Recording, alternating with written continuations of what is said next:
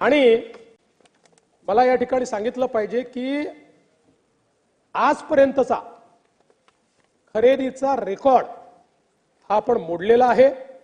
यापूर्वी सगळ्यात जास्त खरेदी आपण 16-17 साली केली होती, तो रेकॉर्ड आपण मोडलेला आहे आणि मोठ्या प्रमाणात ही खरेदी जी आहे ही या ठिकाणी आपण केलेली आहे। अर्थात हे देखील खरं आहे की काही लोकांची खरेदी राहिली आहे, त्या संदर्भात आम्ही केंद्र सरकारला विनंती केली आहे। पण खरं सांगायचं झालं तर यावेळेस अवस्था अशी झाली की ही खरेदी संपल्यानंतर तूर खरेदी सुरू करायची होती, एकही गोडाऊन बाकी नव्हतं, राज्यात गोडाऊनच शिल्लक नव्हतं, सगळे गोडाऊन सोयाबीनने भरले होते। शेवटी खासगी गोडाऊन आपण भाड्याने घेतले आणि त्यातनं तुरीची खरेदी आपण सुरू केली। कापसाच्या खरेदीच्या संदर्भात देखील या ठिकाणी आपण ती खरेदी जी आहे ती हमीभावाने सुरू केलेली आहे।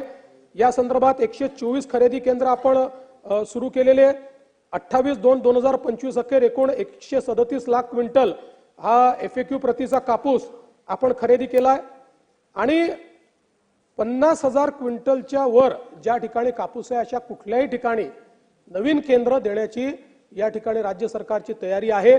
त्यामुळे अधिकची केंद्र लागली तरी ती आपण देणार आहोत।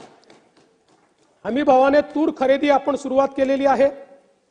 जवळपास आपण बघितला तर यावेळेस हमी भाव चांगला दिलेला आहे, 7,550 इतका प्रति क्विंटल हमी भाव दिला, जो मागील वर्षीपेक्षा 550 रुपये जास्त आहे।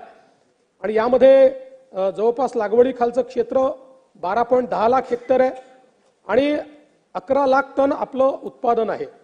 आता या ठिकाणी जवळपास आपण जी खरेदी करतो आहोत त्याच्यामध्ये पहिलं टार्गेट आपलं 2,97,430 मेट्रिक टनाचं आहे, ज्याची नोंदणी झालेली आहे आणि ही खरेदी जी आहे ती खरेदी आपली या ठिकाणी सुरू आहे।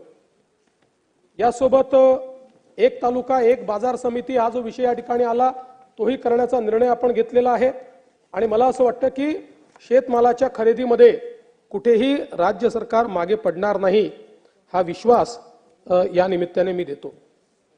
खरं तर आपण राज्यामध्ये सिंचनाच्या क्षेत्रामध्ये खूप मोठं काम गेल्या काही वर्षांमध्ये केलेलं आहे। आपल्याला माहिती आहे की जवळपास 160 प्रकल्पांना आपण फेर प्रशासकीय मान्यता दिली आहे, प्रकल्प वेगाने आपण पूर्ण करतो। पण हे सगळं करत असताना महाराष्ट्राला कायमचं दुष्काळ मुक्त करण्याकरता एकीकडे जलसंधारणाच्या माध्यमातून जलयुक्त शिवार 2 ही योजना आपण अंमलात आणली आणि त्यासोबत राज्यामध्ये अतिशय महत्त्वाकांक्षी असे नदीजोड प्रकल्प आपण हातामध्ये घेतले आहेत। यामध्ये गोदावरी खोऱ्यातल्या वैनगंगा उपखोऱ्यातलं वाहून जाणारं 62.57 TMC पाणी हे बुलढाणा जिल्ह्यातल्या नळगंगा उपखोऱ्यामध्ये वळवण्याच्या संदर्भातला जो आपला प्रकल्प आहे हा अतिशय महत्त्वाकांक्षी प्रकल्प आहे। या प्रकल्पामुळे नागपूर, वर्धा, अमरावती, यवतमाळ, अकोला, बुलढाणा आणि आता वाशिमचं देखील अन्वेषण आम्ही चालू केलं आहे। या सगळ्या 7 जिल्ह्यांतल्या जवळपास 10 लाख एकर जमिनीला याचा फायदा होणार आहे।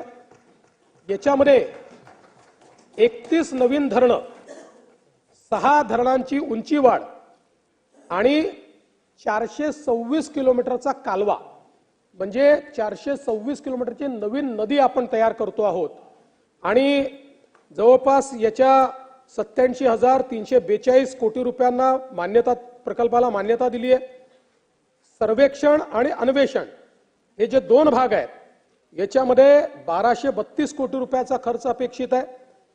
सर्वेक्षणाचं 385 कोटी रुपयाच्या कामाला 13 जानेवारीला वर्क ऑर्डर देखील दिलेली आहे।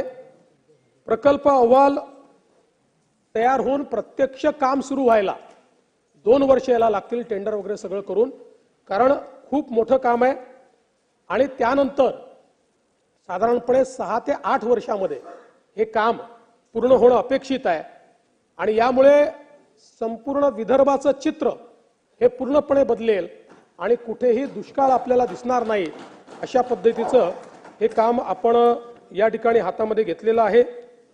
यासोबत आपण अजून जे काही कामं हातामध्ये घेतलेली आहेत त्यात एक महत्त्वाचं पश्चिम वाहिनी वैतरणा उल्हास उपखोऱ्यातील अतिरिक्त पाणी मराठवाडा प्रदेशातील गोदावरी खोऱ्यात वळवण्याकरता आपण एक त्या ठिकाणी काम हातात घेतलंय। या संदर्भात आपण 17/9/2019 शासन निर्णय घेतला होता आणि त्यानंतर जी काही समिती आपण गठीत केली होती त्या समितीच्या अहवालानुसार आपण उल्हास खोऱ्यातनं 34.80 टीएमसी, वैतरणा खोऱ्यातून 19.90 टीएमसी असं एकूण 54.70 टीएमसी पाणी हे वळवणार आहोत।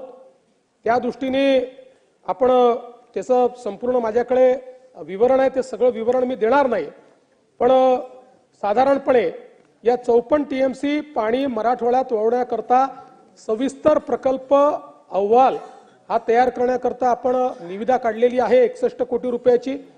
आणि या प्रकल्पाचे फायदे काय आहेत तर जायकवाडीच्या धरणाच्या वरील बाजूस मंजूर पाणी वापर 115 टीएमसी आहे, पण प्रत्यक्षात त्या ठिकाणी आपण 160 टीएमसीची धरणं बांधली आहेत आणि त्यामुळे या खोऱ्यामध्ये 45 टीएमसीची तूट तयार झाली आहे। आणि म्हणूनच मग उत्तर महाराष्ट्र आणि मराठवाडा, कुठेतरी नाशिक नगर आणि संभाजीनगर असे जे वाद निर्माण होतात, या प्रकल्पामुळे हे वाद नेहमी करता बंद होणार आहेत। कारण 45 टीएमसीची तूट आहे आणि 54 टीएमसीचं नियोजन हे आपण या माध्यमातून करतोय। त्यामुळे मराठवाड्यामध्ये मोठ्या प्रमाणात सिंचनाकरता आणि पिण्याच्या पाण्याकरता या ठिकाणी आपल्याला पाणी उपलब्ध होईल। आणि जसं मी सांगितलं की आज आपल्याला माहिती आहे महाराष्ट्रामध्ये संभाजीनगर आणि जालना हे सगळं जे आपलं क्लस्टर आहे हे एक नवीन औद्योगिक क्लस्टर म्हणून या ठिकाणी तयार होत आहे।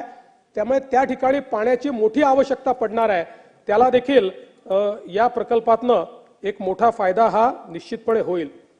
याच सोबत आपण दमणगंगा एकदरे गोदावरी हा प्रकल्प घेतलेला आहे, त्याचसोबत दमणगंगा वैतरणा गोदावरी हा प्रकल्प घेतलेला आहे आणि पार गोदावरी याचा आपण हाही प्रकल्प आपण घेतलेला आहे आणि त्यासोबत नारपार गिरणा या प्रकल्पाचा आपण टेंडर देखील काढलेलं आहे।